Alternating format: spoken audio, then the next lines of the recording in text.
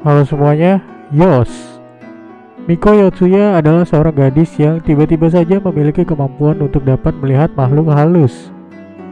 Miko sendiri terlihat enggan memiliki kemampuan tersebut karena pada dasarnya dia pun takut saat melihat makhluk-makhluk tersebut. Diperlihatkan saat pertama kalinya dia menyadari keberadaan makhluk halus yang dia lihat di halte saat menunggu bis, atau saat dia sedang berada di kamar mandi rumahnya. Yang menarik di sini selain scene-scene ecchi-nya adalah kemampuan Miko sendiri yang sejauh ini hanyalah melihat hantu namun tidak tahu harus melakukan apa selain mengabaikannya. Bersahabat dengan Hana Yurikawa, Miko sendiri tidak tahu bahwa Hana memiliki aura kehidupan yang sangat besar.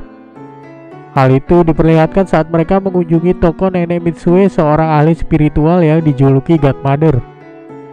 Ternyata aura kehidupan Hana yang besar mampu mengundang banyak perhatian makhluk halus. Itulah sebab Hana selalu seolah diganggu atau didekati oleh makhluk halus. Misalnya saat di sekolah ketika Miko melihat Hana ditempeli oleh makhluk halus. Sebagai seorang sahabat, tentunya Miko tidak bisa tinggal diam dan dia pun berusaha melakukan apa yang dia bisa. Bahkan semenjak saat itu, Miko mencoba membuat Hana menghindari bersentuhan langsung dengan makhluk halus. Padahal sebetulnya dengan aura kehidupan yang sangat besar tersebut, Hana tidak akan terpengaruh oleh makhluk halus yang mengganggunya. Terlihat saat ada makhluk halus di sekolah yang menempel padanya, Hana tidak merasakan efek apapun. Bahkan hal ini pun diperjelas dari kalimat Nenek Mitsue yang bergumam saat melihat aura Hana secara langsung.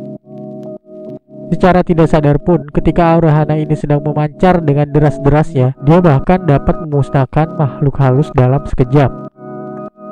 Pada dasarnya, Hana sendiri tidak atau belum mampu untuk mengendalikan aura kehidupannya tersebut. Dan untuk memulihkan auranya yang meredup, Hana cukup memakan sesuatu seperti seolah memulihkan energinya kembali. Itulah yang membuatnya merasa selalu lapar setiap saat. Hana merupakan kasus spesial di mana dia terlahir dengan bakat kekuatan istimewa yang walaupun tanpa latihan, kekuatan alaminya saja sudah cukup mengatasi makhluk halus.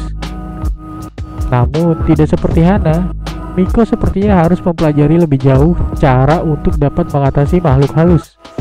Walaupun kekuatan Miko dalam melihat makhluk halus berada di atas Nenek Mitsue, di mana Miko dapat dengan jelas melihat bentuk dan makhluk halus yang dia rasakan. Sementara Nenek Mitsue hanya melihat dalam bentuk bayangan hitam atau secara samar-samar saja. Walaupun begitu, Nenek Mitsue sendiri menjadi bukti bahwa melihat atau merasakan pun belum cukup untuk mengatasi makhluk halus itu sendiri. Pengalamannya yang sampai bisa dijuluki sebagai Godmother bukanlah bualan belaka. Bahkan peralatan spiritualnya yang dia perjualbelikan berisi hal-hal tertentu yang dapat mengatasi makhluk halus. Walaupun ternyata makhluk halus itu sendiri memiliki tingkat kekuatan dengan level yang berbeda-beda. Dan sepertinya Nenek Mitsue sudah terlalu tua sehingga kekuatannya pun agak mulai meredup. Terlihat jelas saat Miko Hana yang mengunjunginya untuk membeli perlengkapan pengusir hantu. Alat pengusir hantu berupa tasbih milik Nenek Mitsue seperti tidak ada gunanya.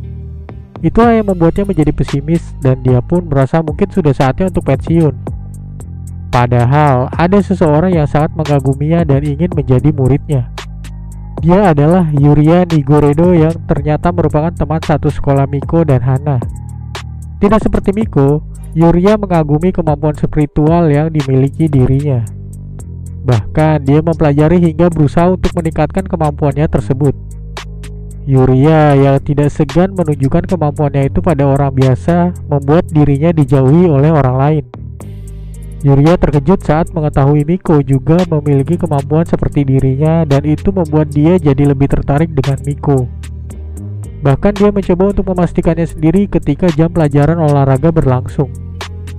Namun setelah berbincang dengan Miko, bukannya sambutan hangat sesama anak indigo yang didapat, Yuria malah mengalami hal tak terduga seperti sebuah penolakan dari Miko, bahkan hingga serangan gulat dari Miko. Itu semua bukanlah tanpa sebab, melainkan Miko berusaha melindungi dirinya dan Yuria dari makhluk halus tingkat tinggi yang berakhir dengan isu Miko membuli Yuria. Yuria mungkin memang bisa melihat makhluk tak kasat mata, Namun ternyata bila dibandingkan dengan Miko, kemampuannya cukup jauh berbeda. Bila Yuria mampu melihat makhluk halus dengan tingkat level rendah, Miko mampu melihat makhluk halus secara jelas hingga ke level boss atau semacam hantu yang levelnya cukup tinggi. Yuria sendiri pun memang sudah mengira bahwa kemampuan Miko berada di atasnya.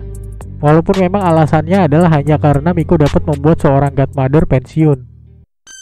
Sebenarnya itu semua karena pada dasarnya mereka belum berkomunikasi dengan baik, hingga Yuria belum benar-benar tahu seberapa jauh kemampuan Miko.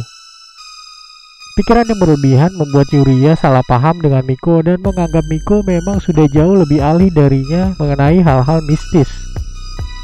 Padahal secara ilmu dasar mengenai hal mistis ini, mungkin Yuria lebih mahir ketimbang Miko. Karena pada dasarnya, selama ini yang dilakukan Miko hanya mencoba menghindari hal yang tidak ingin dia berurusan dengan hal itu. Mungkin bila Miko belajar lebih jauh tentang hal-hal mistis ini dan mencoba menerima kekuatannya, bisa saja dia menjadi seperti yang selalu dibayangkan oleh Yuria. Biarpun begitu, sepertinya kemampuan Yuria dalam melihat makhluk halus masih berada di atas Godmother atau Nenek Mitsue. Namun, pengalaman adalah hal yang berbeda. Mungkin Nenek Mitsue hanya bisa melihat atau merasakan semacam kabut hitam saja. Tetapi dia berusaha menerima kemampuannya itu dan mencoba mengasahnya hingga menjadi cenayang atau dukun yang bisa dibilang cukup tangguh. Jadi, tingkat kekuatan spiritualis tertinggi dimiliki oleh Hana, lalu di bawahnya ada Miko, Yuria, dan paling lemah adalah Nenek Mitsue. Namun, tingkat pengetahuan hingga pengalaman tentang hal gaib di bawah Nenek Mitsue mungkin adalah Yuria, dan selanjutnya Miko, dan di bawahnya lagi Hana. Sebenarnya sejauh ini belum jelas dari mana Miko mendapatkan kekuatan itu secara tiba-tiba. Namun ada sebuah teori yang mengatakan bahwa hal itu berhubungan dengan kematian ayahnya. Walaupun sebetulnya belum jelas, namun sepertinya cukup masuk akal. Kegiatan Miko dengan makhluk halus di sekitarnya bersama Hana dan Yuria akan masih sangat menarik untuk diikuti. Untuk saat ini, sekian.